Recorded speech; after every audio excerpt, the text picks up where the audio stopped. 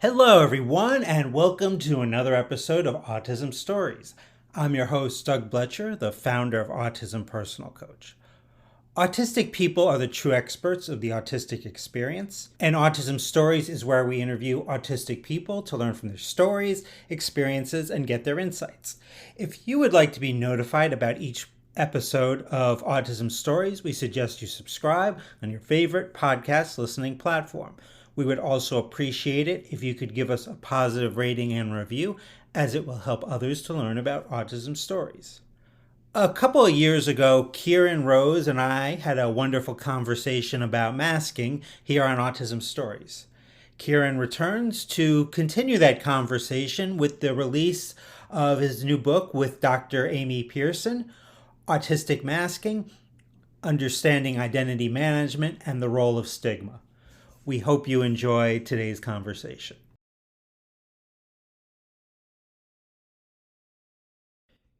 Kieran, welcome back to Autism Stories. It's been a couple of years, but I'm thrilled and honored to have you return. It's a pleasure to be here, Doug. I had a great time last time, and a lot has happened. We were just talking just before. A lot has happened in the space of time since we last had a conversation. Yes, absolutely. 2 years, lots can change for sure. When the last time we talked, Karen, our conversation on Autism Stories, we talked about masking, and you have co-written a book with Amy Pearson that came out to discuss this very subject of masking. So the book's called Autistic Masking: Understanding Identity Management and the Role of Stigma, that I'm really excited to talk to you about. How do you see the role of stigma impacting autistic masking? They have a very, very unfortunate relationship when you think about as autistic people, even when we're not identified as being autistic, usually people are picking up things from us which indicate that there's a difference within us.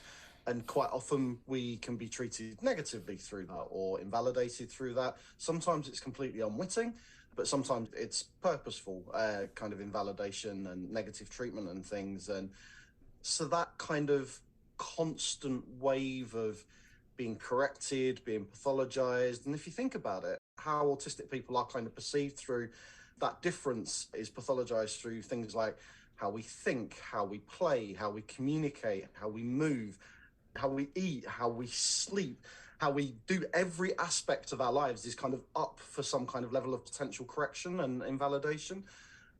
Stigma that comes from that, combined with the kind of generalized stigma around autism around the world in terms of how it's perceived and how autistic people are treated, all of that constant bombardment, that's going to have an impact on you as you move through different spaces and around different people and things like that. So that's really where that connection with masking comes from, because masking is a response to all of that, and it's not a conscious response to that. Most of it actually is a kind of unconscious development, but it effectively all of that kind of all those microaggressions and that accumulation of trauma and things causes like a fragmentation of our identity as we develop, so it never develops in the way that we need it to, and that then denies our authenticity and doesn't help us kind of ever get to a point where we can feel that we can be authentic.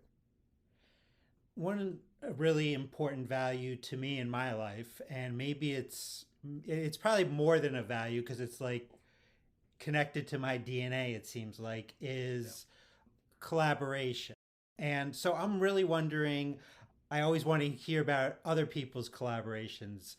Hearing that you co-wrote this book with Amy Pearson, why did the two of you decide to collaborate with one another on this important book? Amy and I met about 3 or 4 years ago, and very quickly it became clear that we had lots of shared interests and lots of shared passions around kind of the direction that autism research was going in, and the kind of the conversations around that, and mask in particular, and even more specifically, the way that the kind of in academia the masking narrative has grown up with the much needed intense focus on autistic women and girls. So those two narratives have kind of grown up together, and that's become problematic in a way, because then it's there's become a kind of a victim blaming thing for autistic women and girls. we didn't see you because you were busy hiding from us, not thinking about the fact that nobody was actually looking for them in the first place. So that's really kind of the central kind of core of how we first established a friendship and then a working relationship. And then we published, I think, as we probably spoke back in March 2021, it would have been around the time that Amy and I published a conceptual paper together talking about masking. And we felt really, really, the impact of that was enormous, but we felt really restricted by it because there was a word limit and we couldn't go into depth and detail about the things that we wanted to kind of talk about. So we knew that we wanted to do more with it, but we're busy people and we kind of put it to the back burner. And then our publisher came along and said, would you like to write a book about this? Because we think it will be really good. So we thought, okay, yeah, and then there's a deadline, so maybe we'll do that. And really, it's just grown from there. And that deadline did need to be extended several times. So I'm very grateful to my publishers. As someone's lurking in the background from the publishing team, I have to say that. But yeah, that kind of that impetus of having a kind of deadline and someone asking us to do it really gave us the kick. And it was not an easy process. It's a really, really difficult thing writing a book, especially when there's two of you and you're both busy and finding that time together. But it's been really, really worthwhile. Now that it's here, it's really become a kind of a labor of love. We're really glad that it's here. Now, understanding about how our autistic identities connect with other identities, I think, is critical in improving the quality of our lives as adults. So, from what I understand in your book, you take an intersectional lens to consider how autistic identity may interact with other aspects of selfhood. So, what have you found when looking through that lens as it relates to masking?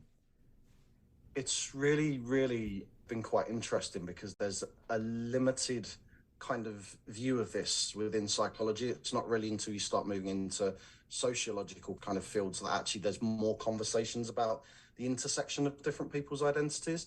And kind of so doing that has been amazing and eye-opening, and knowing already that intersection is a massive part of autistic experience, and as part of our community, we need to be better at recognizing the intersectionality of our community because it is a very white boy narrative, and actually there's so many different domains that we need to be more aware of and through which people are marginalized. But what we kind of found was what we expected, was that actually people who have different intersectional experiences or different layers of intersectionality. So for instance, it might be an autistic person who's black, or it might be an autistic person who's black and non-binary, or it might be an autistic person who's black and non-binary or queer. And, you know, so those different levels and those different layers actually are reasons for more of that stigma and invalidation to come in. It gives people are subjected to more stigma because of those different levels of intersectionality.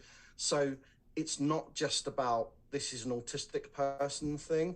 Masking is something that multiple marginalized groups talk about and use different language around. And I think we probably talked about that on the previous podcast around kind of the Black community might talk about passing, people from the LGBTQ community might talk about having the closet and things like that.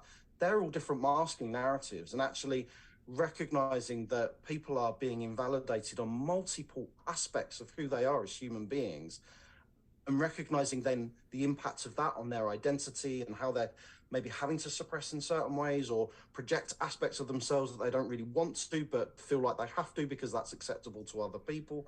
That's a really kind of complicated and constantly moving narrative. And our understanding of masking up until talking about this has been really, really limited because it hasn't looked at that trauma aspect. It hasn't looked at the identity aspect. It's really been this superficial notion of, oh, look, here's a social situation. I'm going to pop a mask on, be a different person. And then at the end of it, I'll take it off again. So actually, hopefully what we want from this is to encourage people to actually look at this in a much more deeper way and not be as superficial around this narrative. Now, masking's, I think, a very complex topic, and I think it's not always a good idea for someone to unmask, as there can be some, I think, very serious unintended consequences to that. So, saying that, how possible is it for us to be our authentic selves in this current space and time? Yeah, it's a huge question, and it's really interesting how there has in the last few years been a really big narrative around kind of people taking off their masks or talking about taking off their masks and unmasking. And and being more authentic. But I think we have to consider, firstly, in order to be able to do that, there's an enormous amount of privilege, first of all. Not everybody can do that safely, but also we have to think about actually what do they mean when when they're saying that they're unmasking or they're not masking anymore. Because actually what they're doing is recognizing that there are aspects of things that maybe they've had a little element of choice for, or have maybe practiced certain things and doing, like people looking in the mirror and practicing scripts and stuff like that. But actually so much of masking is, it's like that iceberg, the behavioral iceberg where everything's happening under the water and you only see the tip. That's really what's happening with masking. So even people who feel like they maybe are being more authentic or are able to be more authentic maybe aren't taking into account that there's years of trauma there and years of unconscious behaviors that have been ingrained in them, that maybe they've left other things behind, or they haven't developed certain things because they've been suppressed and oppressed in certain ways. So a lot of this comes back to, firstly, safety. That's the privilege aspect of that. Not everybody is safe enough to be able to change their behavior or be more autistic or be more authentic or whatever that means for them, because it's different for everyone.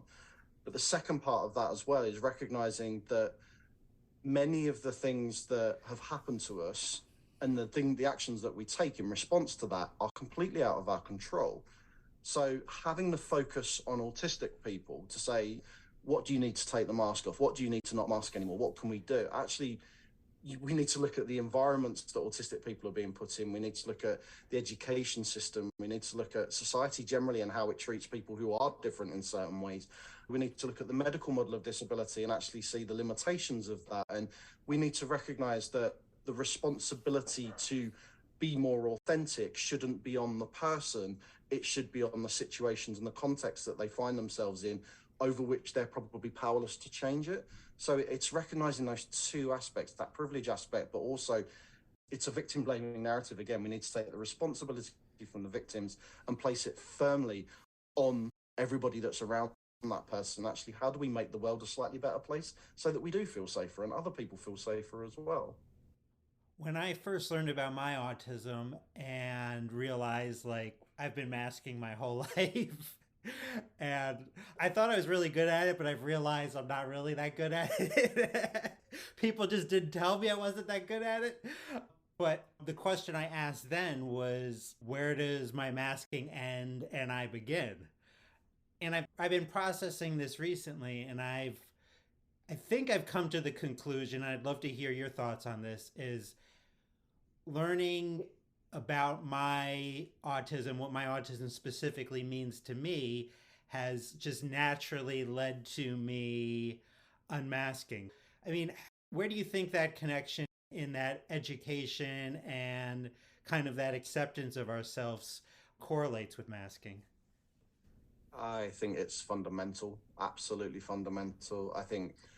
I mean, if you consider, if you're someone who didn't recognize that you're autistic until later in life, or you've had a significant period of time where you didn't know that you're autistic, and then suddenly finding that out, that's a really destabilizing thing, first of all. It can be positive in so many ways, but also can be, you need to look back and reframe what your life has been up to that point. But what usually doesn't follow from that is understanding, self understanding. It can take years to kind of figure out who I am and, what my sensory needs are, reframing your whole life and thinking about things through a kind of trauma lens and stuff like that, and finding out what's good for you and what's not, and also then needing the agency to make the changes so that those good things can happen and the less good things are mitigated or minimized. That level of self-understanding and self-acceptance, I think, is absolutely paramount to getting to a point where naturally, like you described, you do become slightly more authentic, you become more you meet your needs better, you recognize your needs firstly, you might not even recognize them before then. So all of that kind of follows, and I think that's also wrapped up in connecting with other autistic people and kind of having those shared experiences and being able to have those discussions about, or recognizing yourself in other people's experiences, all of those kind of things which lots of autistic people are denied. So yeah, I think it's absolutely paramount, Doug, that people are supported to get that level of self-understanding in order to be able to have agency and autonomy and make decisions for themselves which benefit them. Getting back to your book, If we look back at your book, Autistic Masking, Understanding Identity Management and the Role of Stigma, a few years from now, what do you hope that the book's achieve, Kieran? I would hope that from an academic point of view, I would hope there would have been a redirection of where the narrative around masking is going. I would hope that people would look at it in a much more deeper and constructive way rather than these superficial kind of social narratives that has only been really looked at so far. But from a kind of another aspect, and this is a big hope, and hopefully it will be a part of this happening. Our community is dying at a rate of knots. We have an enormously high suicide rate. Our other biggest killers are things like strokes and heart attacks. These are people living stressed lives. We have a really, really early range of death. All of those things, there's massive barriers to healthcare, to education, to living a life that you want to live effectively. And so that's what I would hope this might have, even just a tiny contribution to, is that change, is that this recognition, the systems that we have around us, and systems made of people, but the world that we have around us is treating lots of different groups of people really negatively based on arbitrary social rules and arbitrary understandings of and minimal understanding of what being human is. And I would hope that this contributes to some kind of change in that, because our community doesn't deserve to be treated the way that it does. It needs to be supported and validated, because there's so much contribution that can come from it and does come from it, but so much more that can come there. And everybody has equal value at the end of the day, or should.